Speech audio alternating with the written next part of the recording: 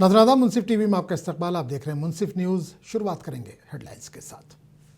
सुर्खियों को पेश करने में ताउन किया है डॉक्टर ऑर्थो ऑयल के साथ साथ डॉक्टर ऑर्थो कैप्सूल्स साथ लेना ना भूलें।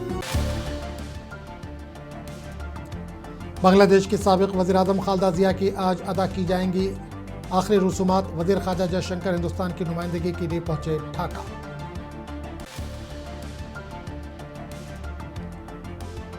अमित शाह का दौरा मगरबी बंगाल जारी। मरकजी वज़ीर दाखिला ने रियासती यूनिट के साथ अहम मीटिंग में लिया हिस्सा।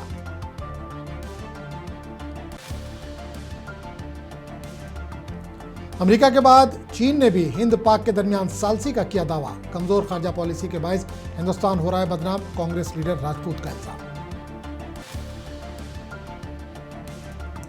बीजेपी योगी आदित्यनाथ के जरिए मुंबई का माहौल खराब करने की कर रही है कोशिश। शिवसेना यूबीटी लीडर संजय राउत ने भगवा जमात को बनाया निशाना।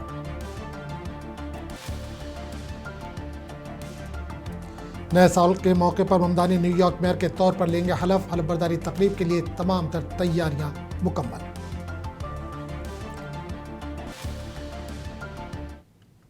और अब खबरों की तफसील।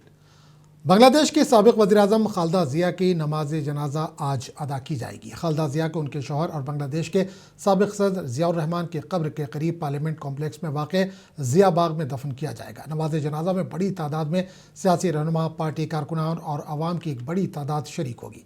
बांग्लादेश की हुकूमत ने इनकी मौत पर 3 रोज़ा कौमी शोक का ऐलान किया है। इस दौरान मुल्क भर में सरकारी इमारतों पर कौमी परचम सरनिगू रहेगा और तमाम सरकारी तकरीबात मुअत्तल रहेंगी। खालिदा जिया का गुज़िश्ता रोज़ इलाज के दौरान 80 साल की उम्र में इंतकाल हो गया था। ढाका में बांग्लादेश के साबिक वज़ीर-ए-आज़म खालिदा जिया के इंतकाल के बाद मुल्क भर में शोक की फ़ज़ा है। आखिरी दीदार और खिराज अक़ीदत पेश करने के लिए बड़ी तादाद में अवाम खालिदा जिया के जनाजे में शिरकत के लिए पहुँच रहे हैं। मनाजिर में लोगों को अजानी रहनुमा को अलविदा कहते देखा जा रहा है। लोगों ने काली पट्टियाँ भी बांध रखी हैं। और इस दौरान हिंदुस्तान के वज़ीर ख़ारजा डॉक्टर एस जयशंकर बांग्लादेश के साबिक वज़ीर-ए-आज़म खालिदा जिया की आखिरी रसूमात में शिरकत के लिए ढाका पहुंच चुके हैं। जयशंकर खालिदा जिया को हिंदुस्तान की जानिब से खिराज पेश करेंगे।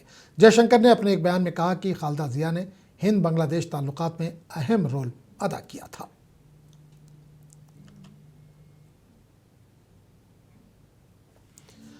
वज़ीर दाखिला अमित शाह इन दिनों मगरबी बंगाल के दौरे पर हैं, जहां वो आइंदा बरस होने वाले असेंबली इंतखाबात के सिलसिले में मुख्तलिफ प्रोग्रामों में शिरकत करने वाले हैं।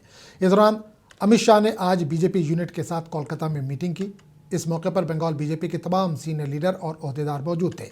अमित शाह ने मीटिंग के दौरान कहा कि बंगाल की आवाम टीएमसी की हुक्मरानी से आजिज आ चुके हैं और अब वो रियासत में तब्दीली चाहते हैं। अमित शाह ने पार्टी कायदीन को मशवरा दिया कि हुकूमत की नाकामियों को अवाम तक पहुँचाएँ।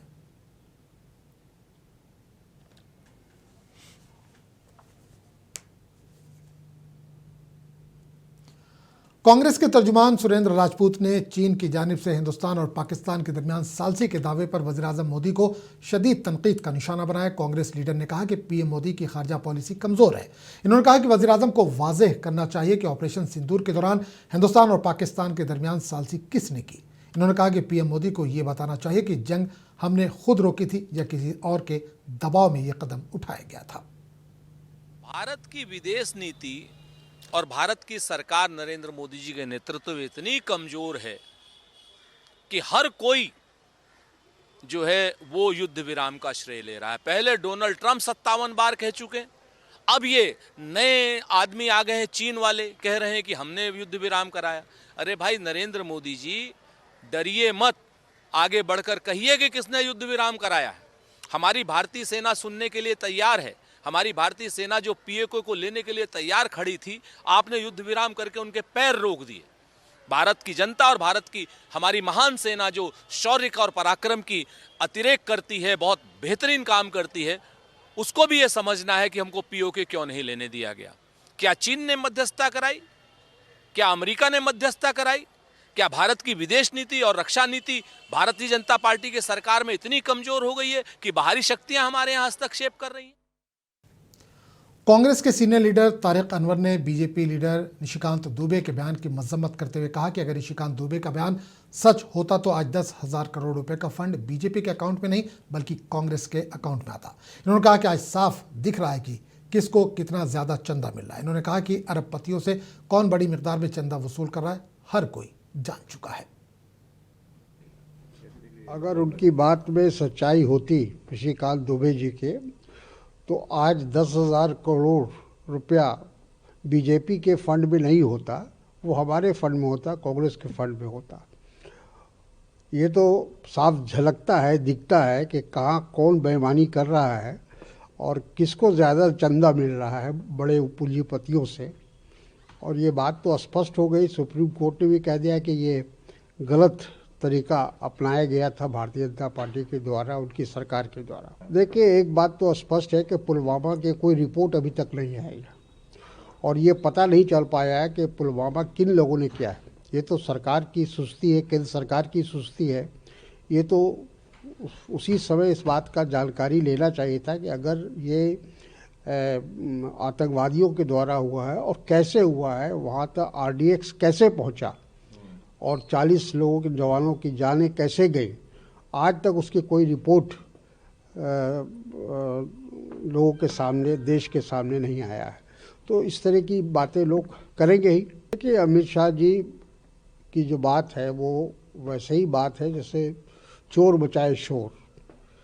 भाई, गृह मंत्री आप, केंद्र में आपकी सरकार, आपके अधीन में सारी सेना, सारी फौज, सारी पारामिलिट्री फोर्स, उसके बाद भी लोग वो घुसपैठिया चले आ रहे हैं, तो ये किसकी कमज़ोरी है? ऐसे कमज़ोर गृह मंत्री को तो अपने पद पर रहने की का कोई उचित नहीं है। इसलिए मैं समझता हूँ कि अपनी कमज़ोरी को छिपाने के लिए अमित शाह इस तरह की बातें करते हैं। अगर उनकी बात में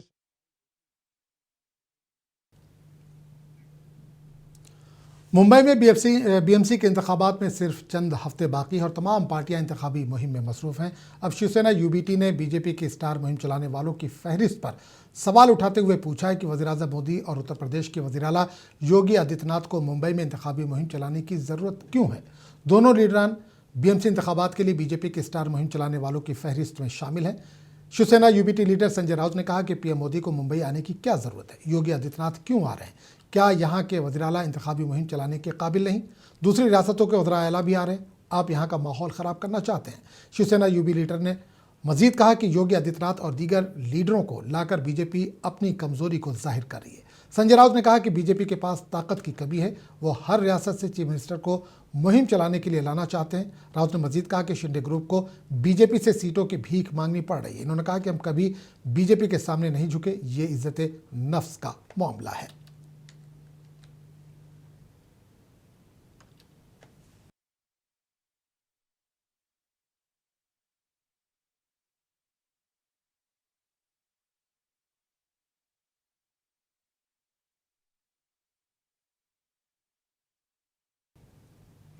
समाजवादी पार्टी के कौमी तर्जुमान अमीर जामेई ने हिंदुस्तान पर जापान को पीछे छोड़कर दुनिया की चौथी सबसे बड़ी मईशत बनने का हिंदुस्तानी हुकूमत के दावे पर अपना रद्दमल जाहिर किया। अमीर ने कहा कि हिंदुस्तान पर हम किसी को भी पीछे छोड़ सकते हैं, ताहम आज हमें अपने मुल्क की हालत देखनी चाहिए। इन्होंने कहा कि आज मुल्क में बेरोजगारी का क्या हाल है, इस पर हमें बात करनी चाहिए। इन्होंने कहा कि हमें ये देखने की ज़रूरत है कि हमारा रुपया किधर जा रहा है। इन्होंने कहा कि अमेरिका और चीन आज हमारा मजाक उड़ा रहे हैं, तो ये एक कमज़ोर वज़ीर-ए-आज़म की वजह से हो रहा है। फोर्स डाटा, आप सिर्फ आंकड़ों से भारत को जापान से आप सरपासिस करने की बात कर रहे हैं। हम पूछना चाहते हैं कि वाराणसी में जो क्योटो सिटी बनने का जो पूरा वादा था उसका क्या हुआ? क्योटो सिटी तो नहीं बना। और आपने कहा था कि वो जो जापानी रेल बनना था, वो रेल कहां पर है? तो पूरे देश के जो हमारे अपने जो हालात हैं इस देश के, बेरोजगारी चरम पर है और हमारा रुपया कहां गया?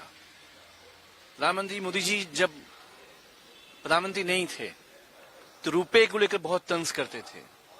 आज रुपया कहां गिर के पहुंच गया है? तो सरकार को झूठे आंकड़ों से दूर होकर उन्हें अपनी जो हमारे इकोनॉमिक पॉलिसी, जो इकोनॉमिक कोलैप्स है, उसके बारे में आपको बात करना पड़ेगा। आप इकोनॉमिस्टों से मुलाकात कर रहे हैं प्रधानमंत्री जी, बड़ी अच्छी बात है, लेकिन जिस तरह से पूरे देश में निजीकरण हो रहा है, जिस तरह से हमारे देश की जो स्वदेशी इकोनॉमी का जो पूरा डाउनफॉल है, प्रधानमंत्री जी को या भारतीय जनता पार्टी को, एनडीए की कोई पॉलिसी नहीं है। पॉलिसी सिर्फ ये है कि कैसे इस देश के जल, जंगल, जमीन को, कैसे देश के पहाड़ों को, कैसे अरावली को मित्रों को बेचा जाए। यही इकोनॉमी के गोवा के चीफ मिनिस्टर प्रमोद सावंत ने जिला पंचायत शुमाली और जनूबी गोवा के नौमंतखब अरकान को हलफ बर्दारी तकरीब में शिरकत की। इस मौके पर खिताब करते हुए प्रमोद सावंत ने नौमंतखब अरकान को अवामी खिदमत में कोई कसर बाकी न रखने की तलकीन की। उन्होंने कहा कि अवाम ने जिस उम्मीद से आपको मुंतखब किया है, इसी तरह आपको भी अवाम के दरमियान रहते हुए इनकी खिदमत करनी चाहिए।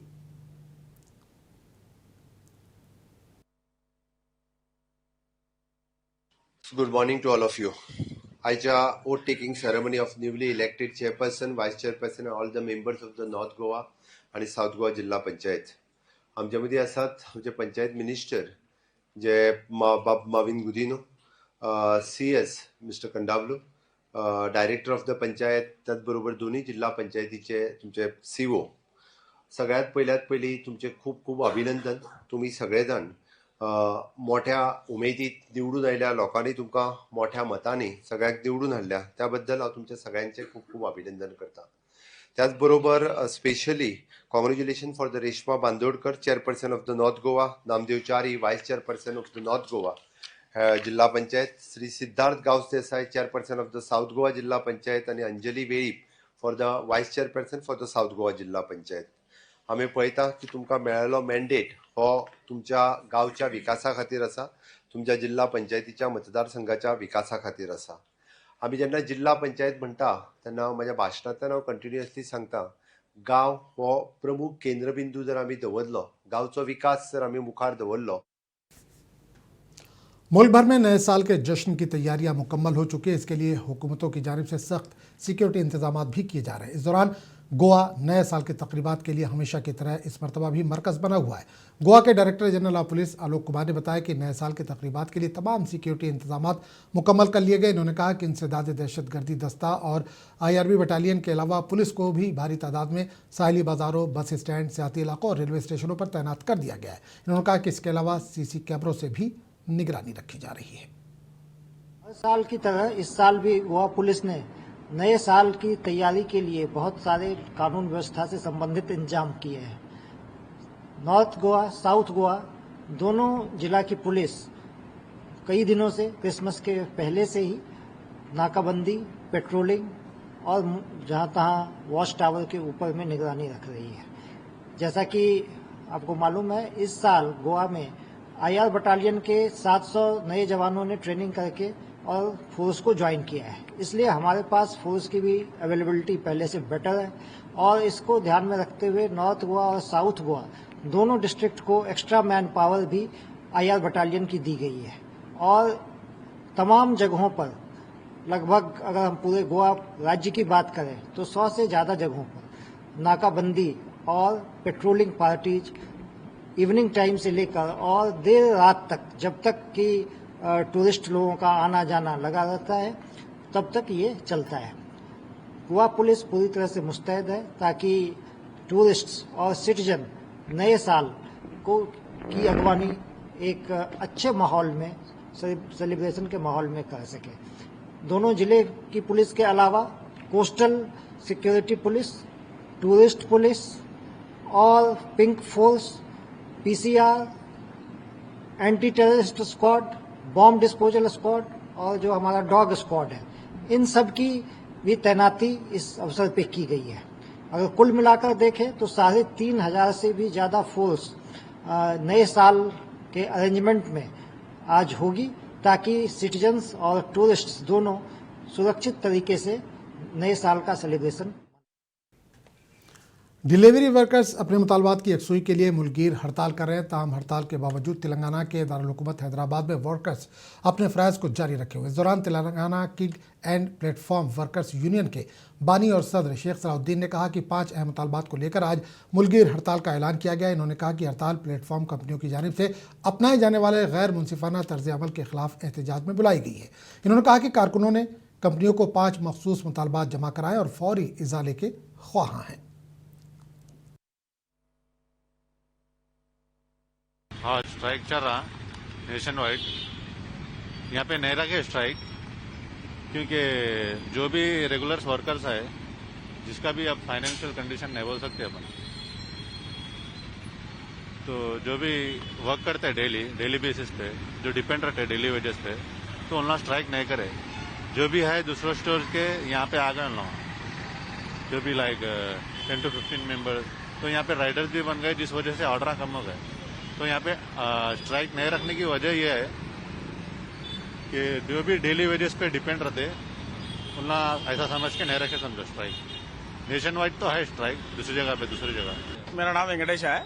मैं 5 साल से डिलीवरी ड्यूटी कर रहा हूँ, 2021 से कर रहा हूँ। करना पड़ता है जी, नहीं करे तो कैसे बोलो, सबके साथ मैं ही क्या से बोलो तो हेल्थ एक्सीडेंट होता, वो हेल्थ इंश्योरेंस देते हैं बोलते, उसको वो नहीं देते, और मिनिमम बेस पे लगाना चाहिए। हाँ, सबके साथ मैं ही हूँ, पूरा करे तो मैं भी रेडी हूँ, अकेला करे तो नहीं होता ना भाई। तो हाईरेक के ऊपर डिपेंड रहता है ना, होता है जॉब ऑर्डर के हिसाब से रहता है, चल रहा फिलहाल तो। अब कोई भी तो इशू नहीं है यहाँ पर, तो लोग अपने तो कोई भी नहीं बात नहीं बोले। यहाँ पर अपने फ्रेंड्स भी है, लोग भी हैं कोलिग से।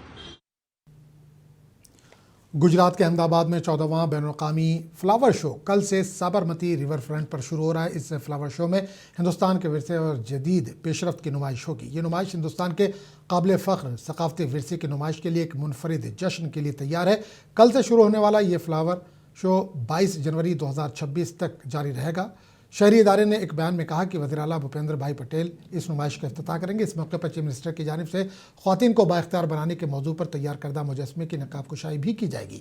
इदारे के मुताबिक फ्लावर शो महज फूलों की नुमाइश नहीं बल्कि एक मुतहर्रिक और फ़नकाराना है, जिसमें हिंदुस्तान के कदीम रिवायत से जदीद तरक्की तक के सफ़र को दिखाया गया है।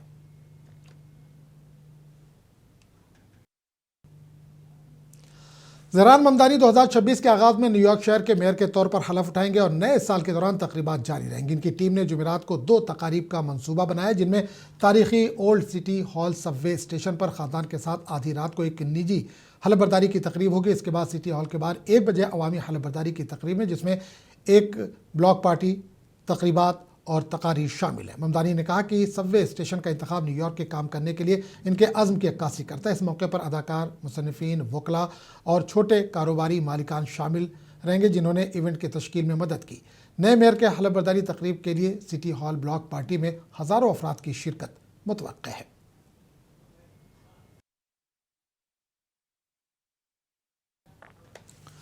पाकिस्तानी फास्ट बॉलर शाहीन शाह अफरीदी घुटने की इंजरी के बाइस लीग से बाहर हो गए हैं। अफरीदी ने फेसबुक पर लिखा कि अचानक इंजरी के बाइस पीसीबी ने मुझे वापस बुला लिया और मैं बहाली के अमल से गुजरूंगा। इन्होंने कहा कि मुझे उम्मीद है कि मैं जल्द ही मैदान में वापस आऊँगा। अफरीदी गुज़िश्ता हफ्ते एडलीड स्ट्राइकर्स के खिलाफ बॉलिंग करते हुए अपना दायां घुटना जख्मी कर बैठे थे। इसके बाद वो मैदान से बाहर हो गए।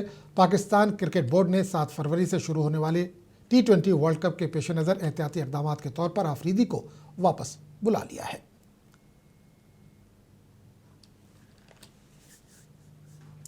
पंजाब के मोगा में शदीद धुंध के बाइस हद निगाह तकरीबन 0 हो गई, जिससे सड़कों पर गाड़ियों की आमदोरफ्त बुरी तरह से मुतासर रही। घनी धुंध की वजह से ड्राइवरों को शदीद मुश्किलात का सामना करना पड़ा, जबकि इंतजामिया ने शहरियों को एहतियात बरतने और गैर ज़रूरी सफ़र से गुरेज करने की हिदायत दी है। कोहरा बहुत पड़ रहा है, परेशानी आ रही है, क्या कहने चाहिए? कोहरे में प्रिंसिपल जी कोहरा बहुत पड़ रहा है, परेशानी आ रही है, क्या कहने चाहिए? कोहरे में परेशानी तो बहुत आ रही है। जहाँ भी काम करना जाते हैं आधा घंटा पौना घंटा लेट हो जाते हैं। इसलिए मैं लोगों को कहना चाहता हूँ, जो धुंध है, धुंध के कारण आप ऐसे बात से होली चलाएं या गाड़ी होली चलाएं, जो भी आपके पास साधन है वो होली चलें, घर से पहले निकल आएँ ताकि किसी किस्म की दुर्घटना ना हो। और साइड में मैं ये कहना चाहता हूँ कि कहीं ऐसे मैं देखता हूँ गाड़ियाँ ऐसे होती हैं छोटी, जिसमें लाइटें नहीं होती पिछली, वो लाइटें होनी चाहिए। और जीटी रोड में जो है हाईवे है, हाईवे में चिट्टी पट्टी नहीं होती, ये बहुत है। इसमें ये हाईवे में चिट्टी पट्टी हो तो इसमें ड्राइवर को कोई परेशानी कम आएगी, क्योंकि चिट्टी पट्टी के आसरे से वो चला जाता है। अपने जो अपना सफ़र करना है वो तय करता है। हम लोगों को यही विनती करते हैं भी अपना भी ध्यान रखें, अपने पीछे परिवार का भी ध्यान रखें। मेरा नाम बलवीर सिंह गुरोवर है।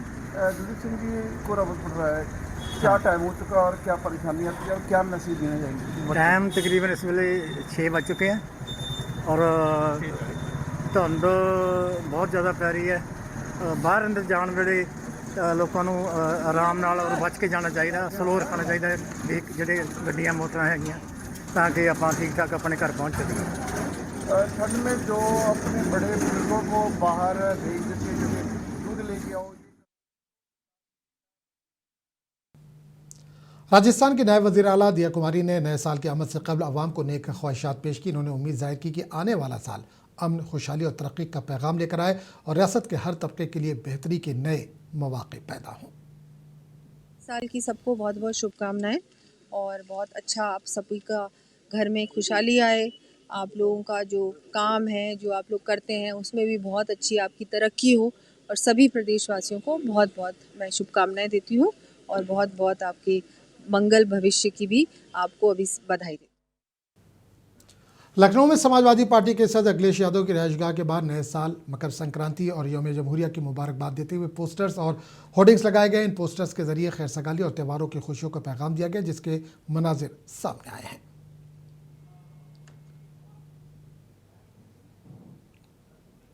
और वहीं लखनऊ में कांग्रेस पार्टी के दफ्तर के बाहर भी नए साल की खुशियों की मुबारकबाद देते हुए पोस्टर्स और बैनर्स लगाए गए हैं। इन पोस्टर्स के जरिए मुकामी अवाम को नए साल की तमन्नाओं का पैगाम दिया गया है।